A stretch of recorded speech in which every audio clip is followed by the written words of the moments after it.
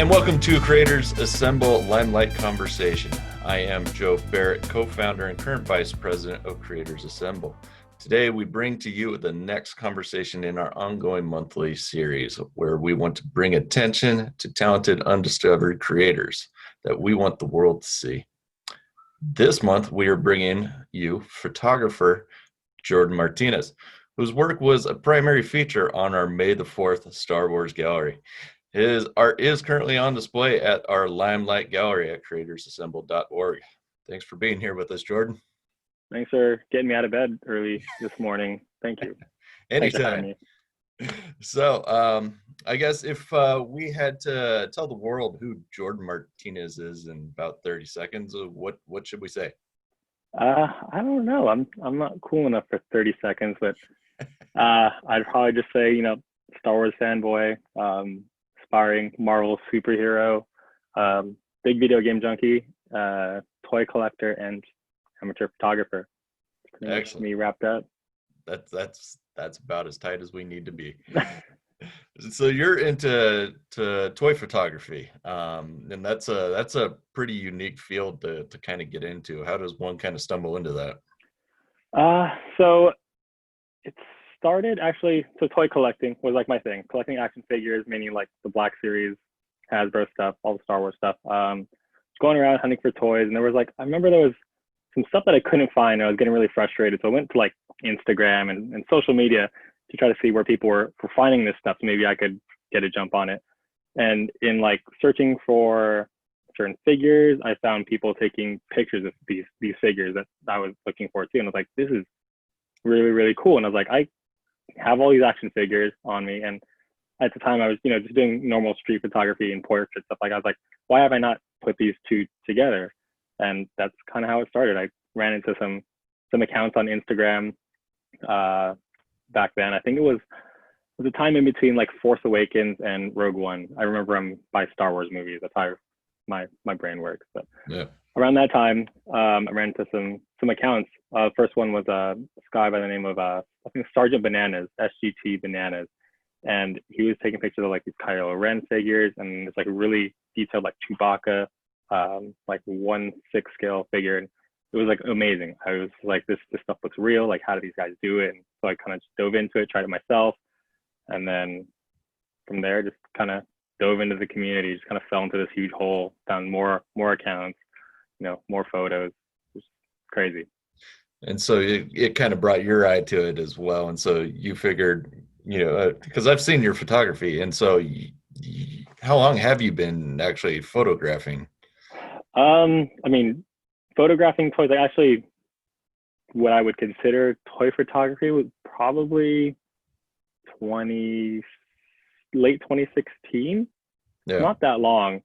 But that's when I really started to get into it. Before I was just taking pictures of my collection, this stuff maybe in boxes or me taking a figure out of a box. And that was it. But as far as maybe posing them with dioramas and props and stuff, I would probably say around 2016, 17.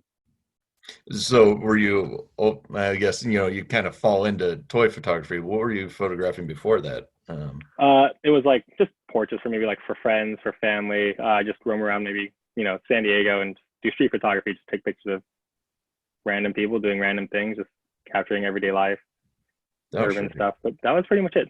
Some landscape, but I never really put the two together until then. Yeah. Well, I guess how do you go about photographing toys? What do you have to do? So it's pretty basic. Like I said, when we got into it, it was just people maybe taking pictures of their collection, maybe just taking pictures of them posing their toys. It could be all you really need is, a camera. Every phone nowadays has a camera on it. So pretty much all you need is your phone. If you have some toys, anything, it could just be static stuff that doesn't move, could be stuff that's posable. Just show yourself playing with your toys, and that's pretty much it. That's pretty much all we're doing. We're just big kids, we're adults playing with our toys and just kind of showing it off. So are you trying to tell a story with your photos that you shoot now, or? I feel like always before it was kind of just here's what I have, type of thing.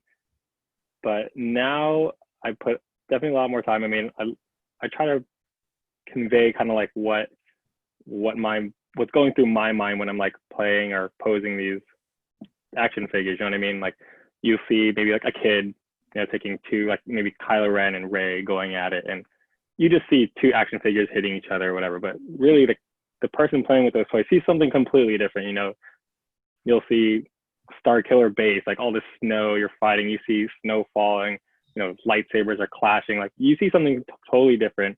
And I think the thing with toy photography is you try to show your audience what you're seeing when you see these toys. So I guess in a way you're trying to show them the kind of the aha moment that you kind of caught with your own eye that you wanted to Exactly. Kind of like when you see something, you're like, oh, you know what? This would be cool if, I did this with this figure, or so something clicks. I mean, a lot of times, I try to like think things out and try to plan for like a photo. And a lot of times it's just the times that you're not thinking about something that it really clicks. And you're like, oh shoot, that's what I want to shoot. Or you just look at a figure and like, okay, I'm going to take this and do this, and you photograph it. And it just happens organically. A lot of times you just don't have to force it. It just comes to you. Great. How long does a shoot usually take you when you kind of get the I mean, it depends. Depends on like how much time I have, I guess. It's um, getting the figure set up, maybe pose, and then you have different like background diorama pieces you have to set up. Usually like the setup may take maybe like 30 minutes, hour, depending on how cooperative the figure is, or, the set pieces. But the actual shooting the photo, I would say maybe for me, a couple hours. A lot of other people may take a little shorter, but a couple hours for me. And then it's the editing process, I think, for me that takes the longest, just because that's not really my forte. I learned, I use Lightroom and Photoshop to edit my photos, and I didn't know how to use those before I got into toy photography. I just kind of had to watch YouTube videos, teach myself how to do all the special effects and the color grading, editing, stuff like that. So that doesn't come to me naturally, but I mean, it's learning it as I go, and I'm getting better. But I think that's the part that takes the longest. That could take another, couple hours for me, depending on what I want out of the photo, how I want it to look. So. Oh yeah. I mean, being self-taught is really tough. It is tough. It is tough, but I definitely feel more, I don't know, not that I feel more accomplished, but it feels better when you just kind of learn things on your own and figure things out. I feel like you get a better understanding, and you just kind of learn everything as you go and on your own. A kind of a stronger connection to your piece then too. Kind of. And then at the same time, like you're not told by somebody, this is how you do it. It's just, you learn like, okay, this is how I do it, kind of thing. You know what I mean? Oh yeah. Well, that's fantastic. So I guess in when things kind of start going sideways on you, what do you do when you get frustrated with your stuff? Oh, like every time I try to shoot the toys? No. Like as far as frustrated with actual shooting, or like frustrated finding motivation? Well, let's start with the very beginning though. When you don't have the motivation, the inspiration, what do you do? A lot of times I'll just try to watch like movies, TV shows, or listen to music. A lot of times just listening to music. Like whenever I shoot, I try to have music playing in the background. It kind of sets like a tone, sets like a mood, and helps you get inspired. So music really helps. Music's always been like really big for me. Yeah, music But seems just to be a theme that we kind of touch on here a lot. What kind of music do you actually listen to while you're doing it? pretty much everything. So I was all through grade school, I was in band, marching band, orchestra, all that. So I just never I'll listen to orchestral, jazz, anything from like, EDM, rock, everything, hip hop, R&B, just anything. It also just depends on how I'm feeling that day. One day I'll be listening to like, I don't know, what was I listening to today? I think yesterday I was listening to some like chiptune stuff with like video game noises, stuff like that. And then the next day I'll listen to some like 80s. It all just depends. Nothing really specific that I listen to. Does the subject that you're photographing, does that change the music that you got? Um, it's funny because sometimes it won't change so I'll go into it, wanting to photograph a figure, but I think the music or whatever changes the theme or maybe the pose or what the shot's gonna look like. So it'll be the certain figure, but maybe depending on how I'm feeling, depending on what last movie I watched, what I listened to last, that'll kind of like maybe determine how the photo is gonna look, maybe. Oh, nice. So I guess then when you get that frustrated moment when you're actually photographing and trying to get something that maybe you can't get the arm just right, or maybe you can't, get the piece to work with you the way you want it, what do you do at that point? At that point, I mean, there's been times where like, especially with shooting outside, wind doesn't want to cooperate at all. It always wants to throw your figures on the ground, stuff like that. And you have to I don't know, you want to get the shot you want, but at the same time, I don't want to get too mad and like storm home, get mad, and then like throw all this anger out on Melanie, on my wife, and stuff like that. So I just kind of, once I start to see myself get frustrated, I'll just sit down, drink some water, whatever. I'll look at the shots that I do have. If I have something that's workable, I mean, I'll just go with that. But a lot of times, I mean, there haven't been too many times that I've had to like give up. It'll take longer than usual. I'll get frustrated. But I'll usually get like a pose and a shot that I like by the end of whatever session. But it does help. I mean, we use a lot of stuff like wax. We use wiring to kind of help pose figures, help stand up, or like show them flying, stuff like that. And you could just kind of like Photoshop the wires and everything out after. So those type of things help, but still like shooting outside is probably the worst. Even shooting indoors, like there's figures that'll like stand up for 30 minutes and I don't know, you're finally about to get like the perfect shot and it just topples over. It's the most frustrating thing, but something that I'm sure all of us deal with. Oh yeah, it's like being a kid all over again. You set for hours trying to get your figure set up the right way, and then just all of a sudden, just everything just comes tumbling over. Oh yeah, oh yeah. So, what kind of influences do you have in this kind of field?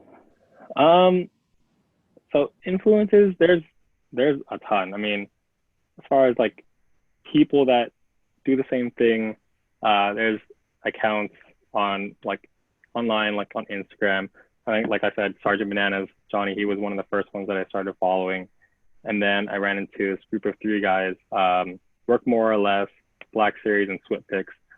They were all doing stuff with these Black Series 6-inch Star Wars figures that I thought was just amazing. Like it blew my mind. And that kind of drove me like, I want to do this. I think I could do this. Like, let me try and do this. And that's what really threw me in there and made me dive down this toy photography hole. But there's tons of stuff out there. I mean, movies inspire me. I mean, you could watch, I don't know, a movie like watch John Wick, and then all of a sudden you want to put maybe like Commander Cody from Star Wars just doing some crazy stuff, shooting, droids like John Wick style. Like it's crazy how just other stuff, like you could mash up so many different franchises, characters. You could put Star Wars and Marvel together, doing weird stuff. So as far as inspiration, I mean, as far as accounts, those were like some of the first ones that really inspired me. Nowadays, there's stuff like Tom Iowawatu. He's someone local here in San Diego, but he puts out really great stuff. I mean, he'll show the shot he takes, and I'm like, oh, that's a really good pose, cool shot, and then blows me away with like his editing. His editing skills are amazing. Something I'll probably never get to, but I'll try. Definitely try. It's tough when you see other people and you're like, man, I only wish I could get to that point. Oh yeah, really good stuff. And that's the stuff that kind of drives me like, dang, like what am I doing? Like I need to step up my game. I don't think like try new techniques, stuff like that. And eventually you start to learn a ton. So I think that's the best part, is seeing all these other artists creating really good stuff, and then just makes you want to make really good stuff. Oh, yeah. What's your favorite piece that you've created? My favorite piece. I would have to say it was that Mandalorian shot that I did last December for an art show. Just because there was a lot involved. I mean, I had that Mandalorian figure. I did like cloth goods, like a cape and stuff, like a wired cape. I created the Baby Yoda in the carriage out of Sculpey. So I had hand sculpt that whole figure because there wasn't any, child stuff at the time. So I had to create my own. I had a bunch of people involved when I shot it because I needed, multiple hands doing different things. So I had a couple of friends help me with that. And then having that piece printed, mounted, and selling at the art show was probably one of like I don't know, maybe a highlight of my time as a toy photographer. It was really cool. It was just a really cool experience overall, and all because of that one shot. I know you got a large reaction out of that. I did. That one was pretty good. I remember standing around it, and people were like, "Is this yours?" And I was like, "Yeah." I was like, "Do you like?" I tried to buy this, but it was like as soon as I got here, it was already sold. Like I got here right when they opened. I was like, I don't know what to tell you. It was done. So what's a favorite piece that you've seen from somebody else that really kind of caught your eye and made you want to As of recently, what have I seen? Let me see if I'll probably find something I can show you guys on screen.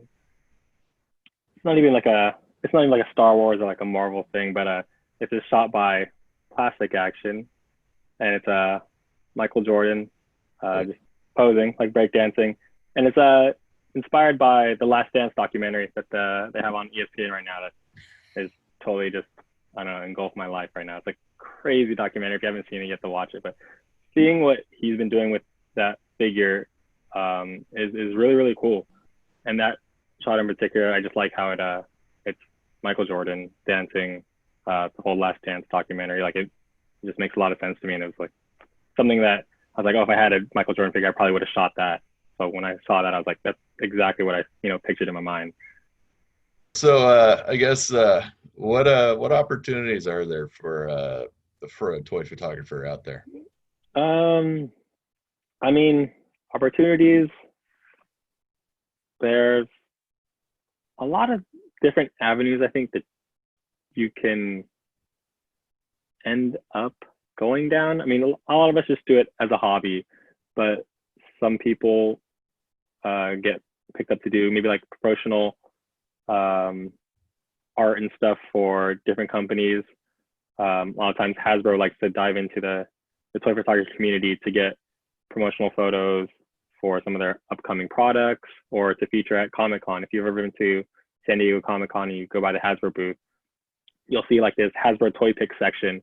And all those photos are photos that have been taken by people in like toy photography community. They're all action figures. They'll recreate, movie scenes or maybe like alternate scenes from, maybe like a Star Wars movie that they wish they could have seen. But those are some of the big opportunities. I think out of that you get a lot of exposure. That's always good. Other opportunities you get to, I guess, print your art, get it out into people's homes. A lot of people offer either commissions or they'll just do physical prints that they offer. So that gives an opportunity for a fan or a viewer to own a piece of that art that they could put on their wall. Every little detail, get it blown up, printed in, bigger size, bigger format. And what else have I seen? There's a lot of guys I know. Mitchell Wu, one of the toy players, he actually got to go to New York Toy Fair, do this whole event with like Shaquille O'Neal. He had his art showcase at this whole exhibit that was there in like one of the front lobby. It was pretty crazy to see. I didn't get to go, but I saw it online, and that opportunity is once in a lifetime. It's amazing, and that kind of stuff is stuff that makes you proud to be in this community. It's like, this is the kind of stuff we're creating, and this is kind of how people see it. Like to see it in that big a scale, like where people at this huge con are seeing like almost an exhibit of his art. It's really cool that people have a respect for it or are kind of like recognizing it now. Yeah, not only was that like a big opportunity for him, but it was just a big opportunity for, I guess, for the hobby, for the toy photography hobby as a whole.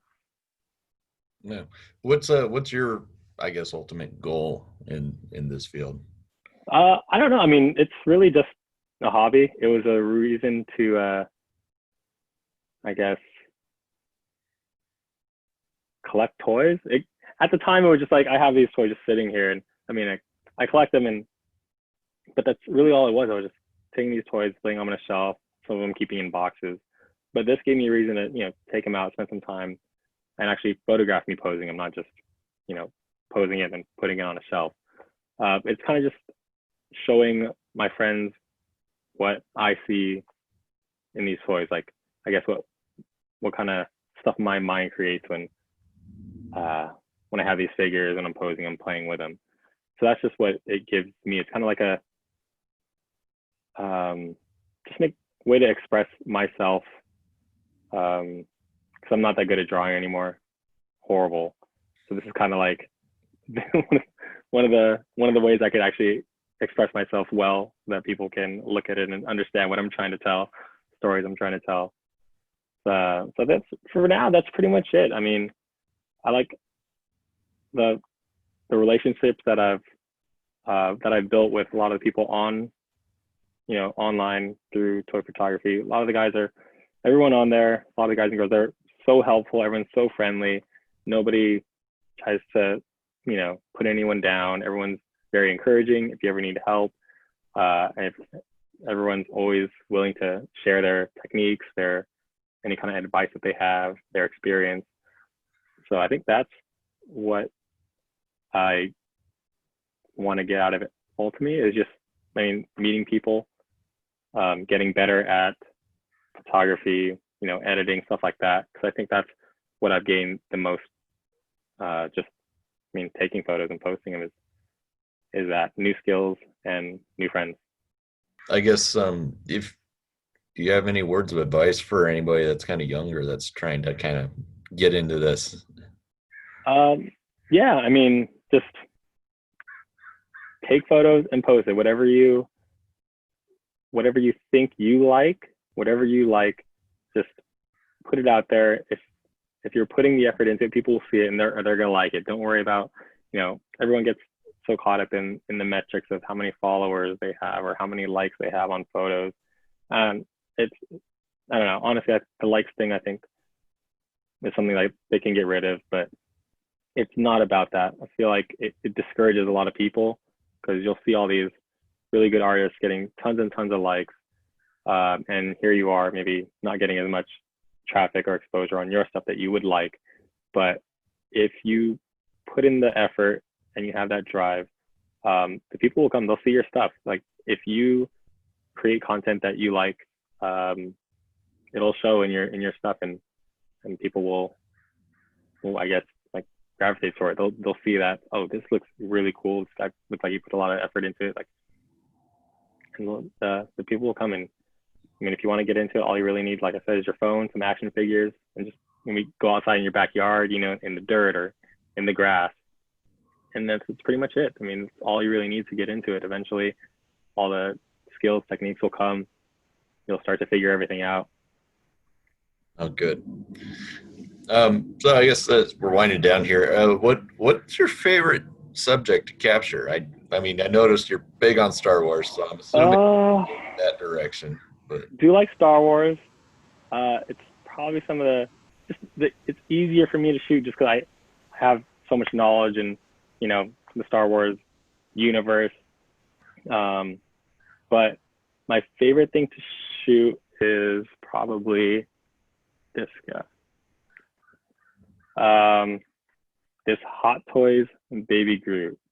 And it's probably my favorite thing to shoot because this is the Hot Toys life-size figure. So this is how big Baby Groot was in scale to humans in, in the movies. And this you could put in any kind of like real life situation. You could have him, drinking coffee like in a mug or something like that. You know what I mean? Or I remember I took this thing to Universal Studios and Disneyland, and I was just photographing him all over the park. People were like looking at me like I was crazy, like, what the hell are you doing? Like, kneeling on the ground, taking a picture of this toy. But it's just there's so much. The possibilities are endless. Like anything that you could photograph a human doing outside in the real world, you could take this thing and photograph it. It's one of the best things I think that I have to shoot because it's so versatile and really fun. That's fantastic. I guess where can people find you on the socials? So social media, I pretty much just post all my photos to Instagram at Wolfseye, WOLFFESEYE. Find me there, or on Facebook. I just post some, like usually all my toy photos. I'll just post to my Facebook, but I'm rarely on Facebook. I don't really mess with Facebook too much. So Instagram's pretty much the place. If you want to see my stuff, it'll be on there. Are you open for commissions? Yeah, I mean, I'm always open for commissions. It's cool to hear other people's ideas. It'll sometimes be like something out of the box, and it'll be like, oh shoot, that'd be really cool. Like something I would never think of. So commissions, send them my way. Or if you see any of my stuff on there and you want maybe it blown up, mountable on your walls, just hit me up. I can definitely do that. Done that for a couple people. So That's great. Well, yeah, I'd just like to thank you for your time today, Jordan. This was a great conversation. appreciate it. So if you would like to be in the Creators Assemble Limelight, or you're just looking for a helping hand in the creative world, then please visit our website at creatorsassemble.org. There you can visit our galleries and you can find other new creators like Jordan and see our upcoming events. Again, can't thank you enough, Jordan. Appreciate it. Thanks for having me. Oh, sure thing.